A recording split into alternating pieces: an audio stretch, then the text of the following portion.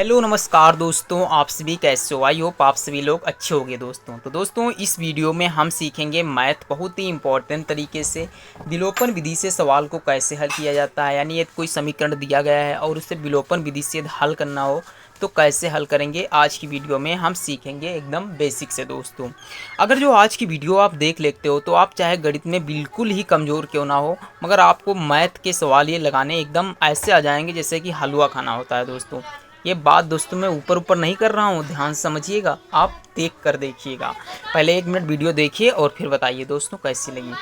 चलिए आपका टाइम ना बर्बाद करते हुए देखिए दोस्तों, आप बिल्कुल मैथ सीखेंगे एकदम बेसिक तरीके से। समझिए कैसे सीखते हैं। इससे पहले कुछ दोस्तों आपको पता होना चाहिए, जैसे कि यदि मैं माइनस और प्लस करूं तो क्या आएगा, तो दोस्तों माइनस आएगा। यदि मैं प्लस प्लस करूं तो क्या आएगा दोस्तों, प्लस आएगा। और यदि मैं प्लस माइनस करूं तो क्या आएगा दोस्तों, तब भी माइनस आएगा। तो आपको इतने यदि केस पता है तो आज का सवाल एकदम ऐसे आएगा समझ में जैसे कि हलवा। चलिए दिखाते हैं, समझाता हूँ। इस समीकरण को फिर से लिखते हैं, जैसे कि हमने लिख दिया 2x प्लस का 3y बराबर में कितना है 13 है। फिर है 4x माइनस का 2y इक्वल टू 2।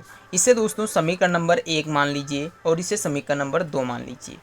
सबसे पहले हम देखते हैं, यहाँ 2x है, यहाँ 4x है, यहाँ 3y है, इधर 2y है। दोस्तों हमें एक संख्या को बराबर करना है तो बराबर करने के लिए हमें क्या करना होगा, ध्यान से समझिएगा।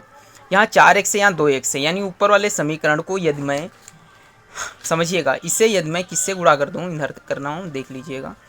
4 से गुणा कर दिया जाए, कितने से गुणा कर दिया जाए, 4 से। और नीचे वाले समीकरण को 2 से गुणा कर दिया जाए तो देखिए क्या आता है। 4 की गुणा 2 में करोगे तो 8x प्लस का 4 तियाँ 12y बराबर 13 चक्कू कितना होता है, 52 होता है दोस्तों। ये हमारा नया समीकरण बना जिसे हम समीकरण नंबर 3 कहते हैं दोस्तों। फिर देखिएगा 2 की गुणा 4 से करेंगे तो 2 चौके 8x प्लस प्लस नहीं दोस्तों माइनस से। 2 की गुणा 2 से करेंगे तो 2 दूनी 4 y हो गया बराबर 2 दूनी कितना हो गया, 4 हो गया। ये दोस्तों जो हमारा नया समीकरण बना वो समीकरण नंबर 4 बना।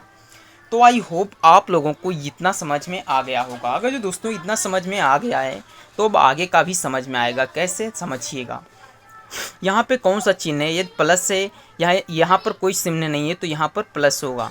और सॉरी, यहाँ पे जब प्लस है तो यहाँ क्या आएगा, माइनस आएगा। यहाँ माइनस है तो यहाँ पर प्लस आएगा।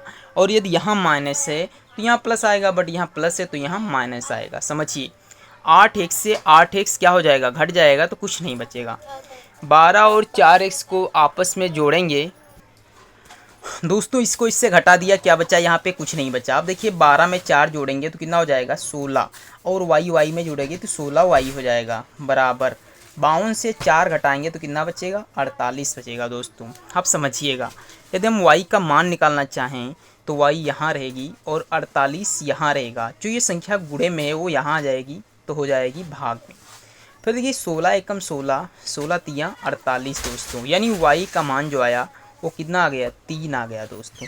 हमें y का मान पता चल चुका है, अब हमें x का मान और पता चल जाए तो देखिए इसका मान जो है हम यहाँ पे लिख दीजिएगा। चूँकि y बराबर 3 समीकरण 3 में रखने पर, 3 में रखिए या 4 में रखिए, एक कोई भी समीकरण में रख सकते हो। तो y का मान समीकरण हम 3 में रखते हैं। तो सबसे पहले ये समीकरण हम यहाँ लिखेंगे 8x प्लस का 12y इक्वल टू 52। अब समझिएगा, यानी y का मान रखना है ना, तो 8x आ जाएगा प्लस 12, y बराबर कितना है 3 है तो मल्टीप्लाई में 3 बराबर 52।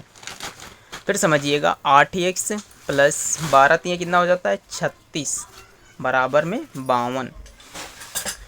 फिर देखिए 8x इधर ही रहेगा बराबर 36 इधर जाएगा तो किसका हो जाएगा, प्लस का, इधर जाएगा तो माइनस का 36 हो जाएगा। अब देखिए 8x इक्वल टू 52 से 36 का यानी 6, 16 बचेगा। कितना बचेगा दोस्तों, 16 बचेगा। यहाँ से यदि हम x का मान निकालेंगे तो 16/8 आएगा दोस्तों। तो 8 एकम 8, 8 दूनी 16, यानी दोस्तों जो x की वैल्यू हमें प्राप्त हुई है वो कितनी प्राप्त हुई है, 2 प्राप्त हुई है। तो आई होप